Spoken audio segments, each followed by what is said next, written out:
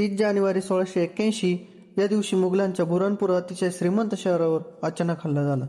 पण हा हल्ला केला कोणी, तर तो म्हणजे स्वराज्याचे सरसेनापती हंबीरराव मोहिते यांनी. मराठी अचानक एवढा मोठा हल्ला करतील असे मुघलांना स्वप्नात देखील वाटले नव्हते. बुरहानपूरच्या मोहिमेत शंभूराजांना प्रचंड अशी संपत्ती मिळाली आणि मुघलांचं समृद्ध असणारे हे शहर फार बेचिराग झालं. ही बातमी जेव्हा औरंगजेबाने ऐकली तेव्हा तो अक्षरशः हादरून गेला. बुरहानपूरची ही मोहीम कशी झाली आणि यानंतर औरंगजेबाची स्थिती काय झाली पाहूया आजच्या व्हिडिओमध्ये. राज्याभिषेक नंतर एक मोठी मोहीम हातात घ्यावी असे शंभूराजांच्या मनात होतं. त्यांना हवी तशी भरभक्कम लूट मोगलांच्या बुरहानपूर शहर लुटण्यावर मिळणार होती. बुरहानपूर ही मोगलांची अतिशय श्रीमंत व्यापारी पेठ होती. बुरहानपूर श्रीमंत व्यापारी पेठेला लुटण्याची मोहीम आखली गेली. शंभूराजे ही मोहीम अर्थातच सरसेनापती हंबीरराव मोहिते यांच्यावर सोपवली. दिनांक 30 जानेवारी 1681 दिवशी सरसेनापती हंबीरराव यांनी बुरहानपूर अचानक हल्ला चढविला. तेथे खानजान हा सुभेदार होता. त्याचा सहाय्यक होता काकर खान आपगा. तो तिथल्या हिंदू रयतेकडून जिज्ञासा कर वसूल करीत असे. तो कर वसुली अधिकारी म्हणून काम बघत होता. काकर खानाकडे फक्त 200 माणसं होती आणि हंबीररावकडे 20,000 स्वार होते. हंबीरराव आपल्या हत्यारबंद सैन्याचं 70 मैलांचे म्हणजे 110 किलोमीटर अंतर तातडीने पार करून बुरहानपुरावर अचानक धडकले.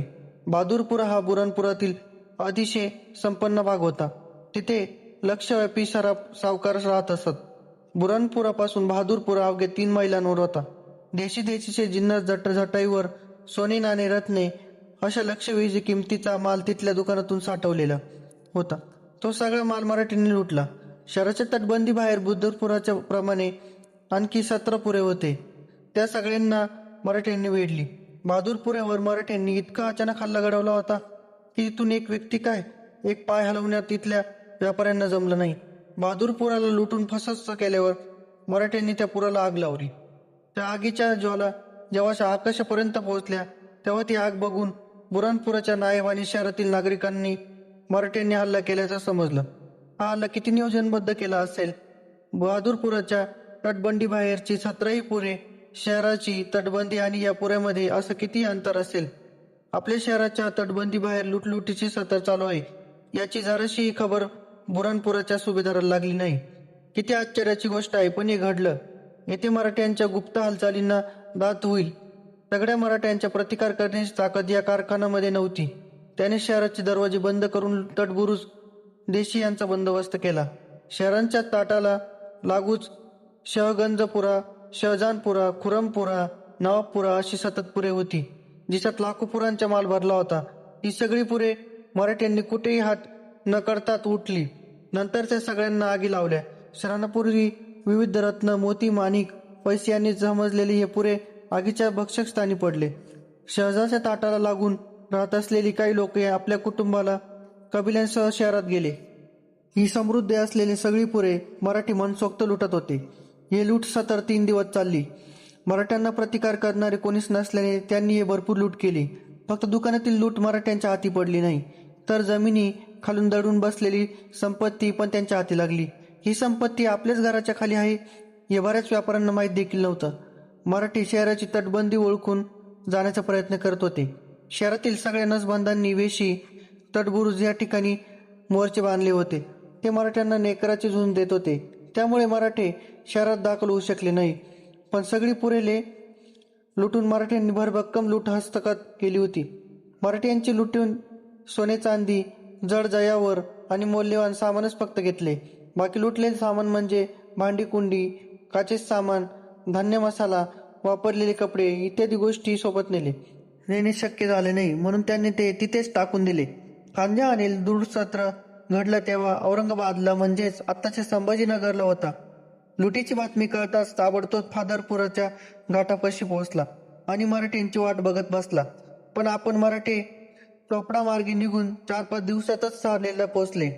सगळी संपत्ती कोणत्याही प्रकाराशिवाय मराठी लुटून घेऊन गेले तर गेलेच, पण त्यांनी खानजावानला पण हुलकावून दिली.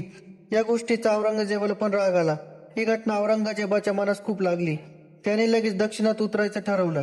औरंगजेब फक्त लुटीमुळे दक्षिणात उतरला नव्हता, तर त्याच्याकडे तिथल्या नागरिकांनी पत्र पाठवून आपली परिस्थिती विशद केली होती. कापरच्या अंगात आता फार जोर आला होता. आमची सगळी संपत्ती नष्ट झालीच, पण आमची अब्रूही गेली.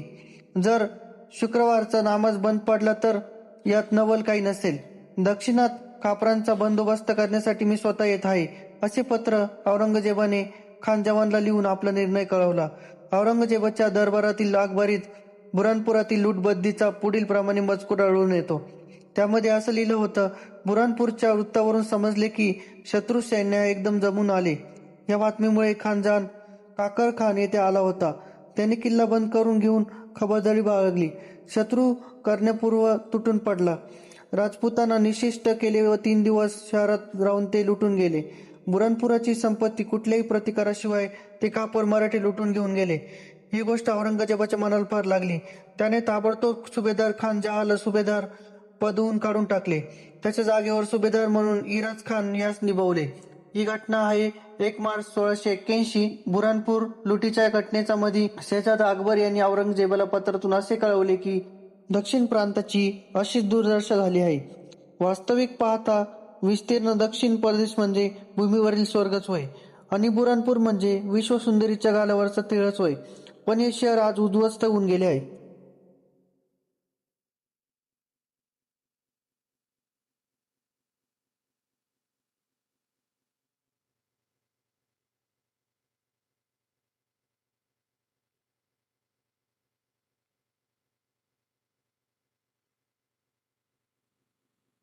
दक्षिण प्रदेश म्हणजे भूमीवरील स्वर्गच होय आणि बुरहानपूर म्हणजे विश्व सुंदरीच्या गावावरचा तिळस होय.